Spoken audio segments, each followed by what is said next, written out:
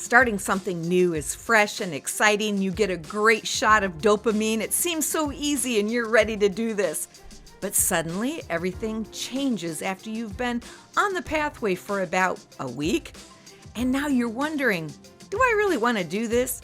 Self-doubt, sabotage. I'm going to tell you how to overcome that today on the BraveHearted Woman. Hey everybody, this is Damon, and this is my show, The BraveHearted Woman. Thanks for stopping by. Hey, each week I bring important topics for women just like you to help you live with courage and confidence and bold vision for your future.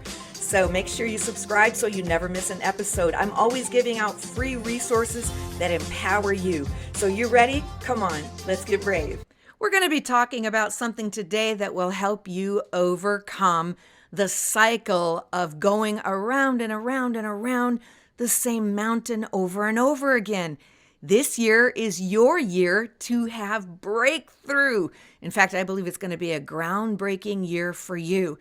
If you will learn the principles and how to leverage the biology that's going on in your life when you decide to start something new. Because did you know there's actually a very predictable path, a very predictable and common biological and psychological cycle happening whenever you decide that you want to do something new for the first time. A couple of years ago, I sat on the porch with a very good friend of mine. We were enjoying a beautiful sunny afternoon on the water when suddenly things took a turn. She buried her face in her hands and she said, "I can't do it anymore.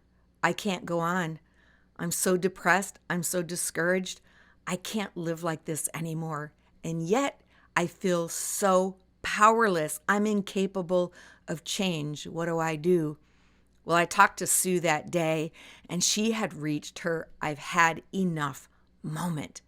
4 months later, I saw her again, and I was shocked. Hi, I'm Damon, known as the BraveHeart Mentor, and I'm with you once again today. We're going to talk about the cycle of change. What do you think? Was Sue able to make the changes that she needed in her life? Or did she boomerang and start all over again in the madness and the insanity of the cycle? Well, what about you? Before we tell the end of that story, what about your life? Are you circling around that mountain over and over? Are you doing the same thing, expecting different results? You know the saying, if you want something that you've never had before, you're going to have to do something that you've never done before. But first of all, you may have to just learn what's happening whenever you say, "I want change. I want to do something different." You are starting a journey that's common and predictable, and you will conquer it if you can understand the emotions that accompany the psychological cycle of change. So let me just give you the 5 phases real quick in this cycle of change and see if you can recognize yourself in any place. First of all, the very first stage that you're going to reach is called discontent. Discontent, you've grown exceedingly discontent. You're unhappy. You're dissatisfied. Something in your life has to change, and you know it. You feel like you can't go on anymore. You've tolerated it, you've allowed it, even though it's been toxic, because it's familiar. It's what you know.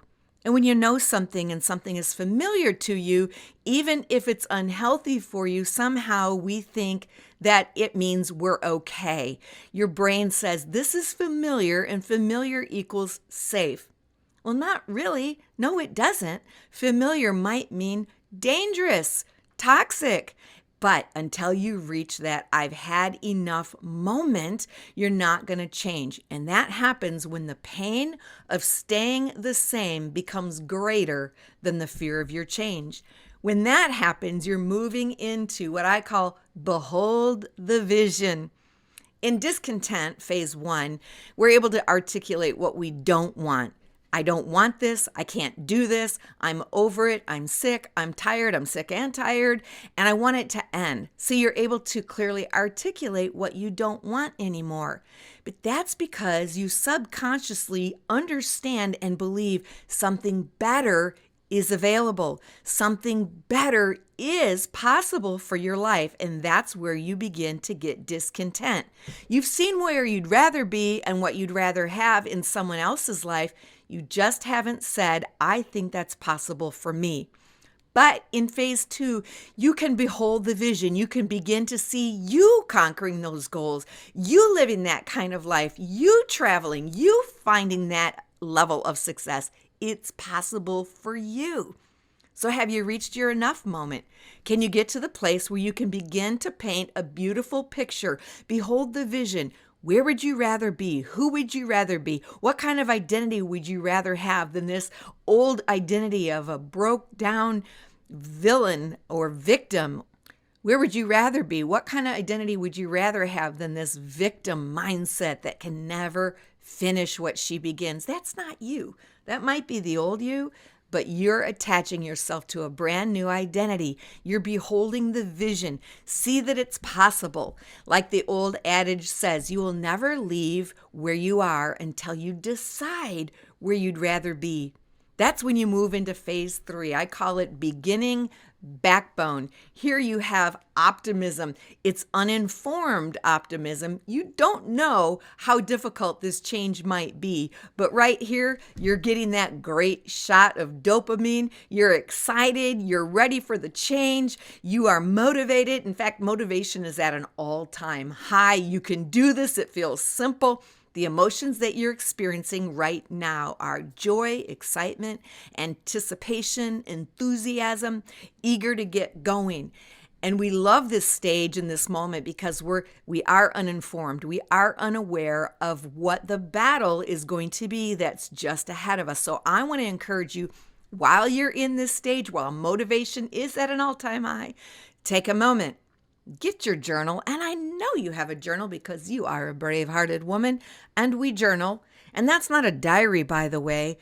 In fact, I'm going to offer you this free gift. If you don't know what it means to journal, I'm going to teach you a powerful tool on how to journal in a way that your life will change. Just check out the free gift and this week's download. But while you're in this stage where motivation is high and you're eager and you are really ready to go, take a moment and connect to your why. Why do you want this change?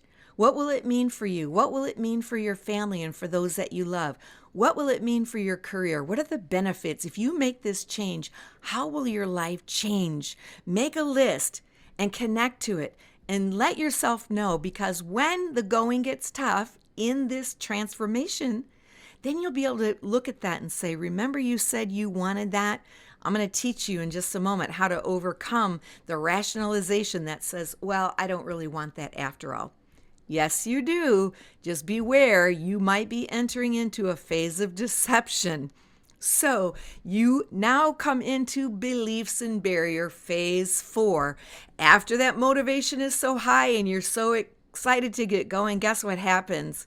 Yeah, you start to become aware of the cost and you think, boy, I don't know if I want to pay this price anymore. I don't know if I want to say no to this thing anymore. I don't know if I really want to give up what I'm giving up in order to have this thing. And you start to doubt the benefits.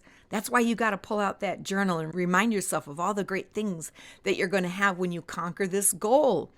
You start to feel frustrated. Well, what's happening is pessimism is pushing out your excited mindset and your resolve, and it's coming at you full force and telling you, you know what? You don't want this. You're feeling confused. You're feeling some anxiety. You're feeling negative. It feels too unreal. It feels like it's not available for you. The cost starts outweighing the benefits, but be aware you are in a deceptive phase, and this is why you're entering into the realm of habit.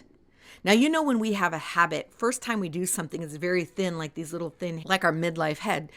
But when you start doing the habit over and over again, you build a very strong cable, a network of neural pathways that automatically take your brain, just like autopilot. It knows how to do this. So you have these stubborn old habits. You have this way of thinking. You have this behavior.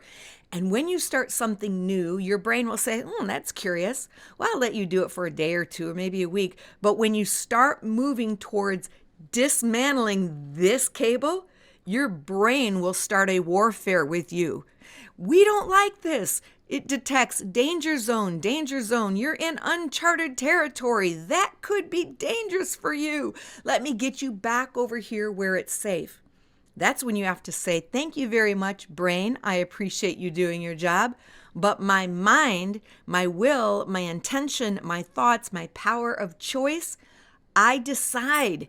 Now you're going to enter into the realm of discomfort, but discomfort does not mean unsafe. You know that already. It means you're in the realm of transformation. You're breaking an old habit and you're creating a new one. You're rewiring the brain. Isn't that exciting? You're teaching the brain to do something new. You are shedding the old identity and you're grabbing onto, affirming to make firm. You're making strong the new identity and the new pathway that leads you to the destiny that you want. That is so thrilling.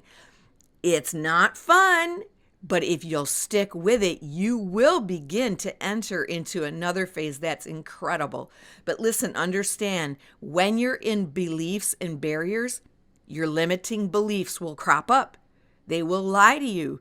Your inner critic, your inner bully will want to beat you back into conformity. It will put up roadblocks and barriers, and you'll start to believe, I can't do this. It's too hard. If you buy the lie that says, something else would be better.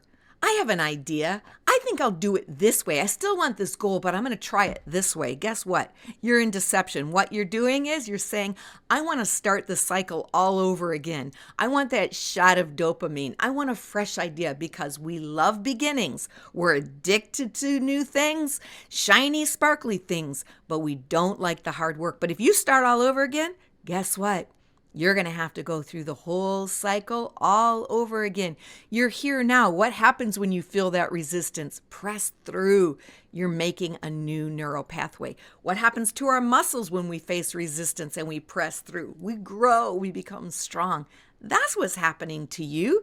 Your brain is changing. You are rewiring. Just say this with me. I'm the kind of person who can change. I can change. I can be new. But you have a choice right here. If you listen to the doubt and the self-sabotage, and that's what it is, you will boomerang. You will go back into amnesia. You will forget why you wanted the benefits. You will forget why you said, I was so unhappy. You will lie to yourself and say it wasn't really that bad after all, and you will return to your old behavior. But if you press through, if you push on, you will not boomerang, you will become. And I love this phase. You're becoming now.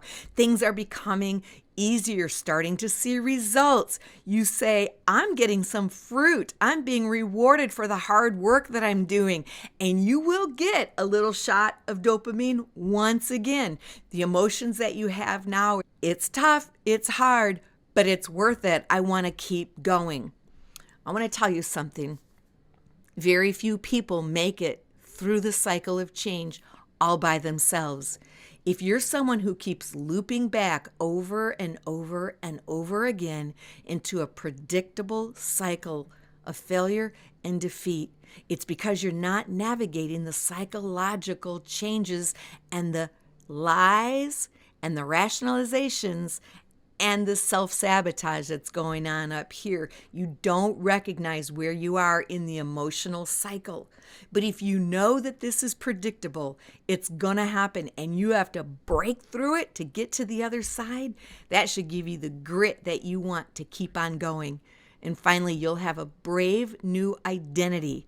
The old will be done. The new, you'll be stepping into it. You'll be able to look at the before and after picture and say, that's who I was, but this is where I'm going. I want to encourage you to attach affirmations to the new identity, to the new destiny. Don't talk about the failures. Don't talk about your discouragements. Don't talk about the kind of person you were.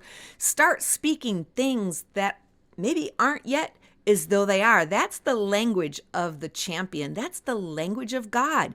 The Bible tells us in Romans 4:16-17, the God who speaks things that aren't as though they were. So be like God. Speak what is, what will be, what should be, and what's gonna be when you keep pressing on. You know you need this change. Don't quit. Don't give up. I want to encourage you, my brave-hearted sister, understand the cycle of change. And don't forget to go on BraveHearted Woman BraveHearted.com/resources to get your download for the journal. It will change your life and it will help hold you accountable to the things that you say that you want. All right, thank you for joining me today. And hey, if you've not yet subscribed to the YouTube channel, make sure you take a moment and do that. Just click on that button below and hit the bell so you get the notifications. I look forward to seeing you in the winner's circle. Hey, this is Dawn Damon, leaving you like I always do, my brave-hearted sister.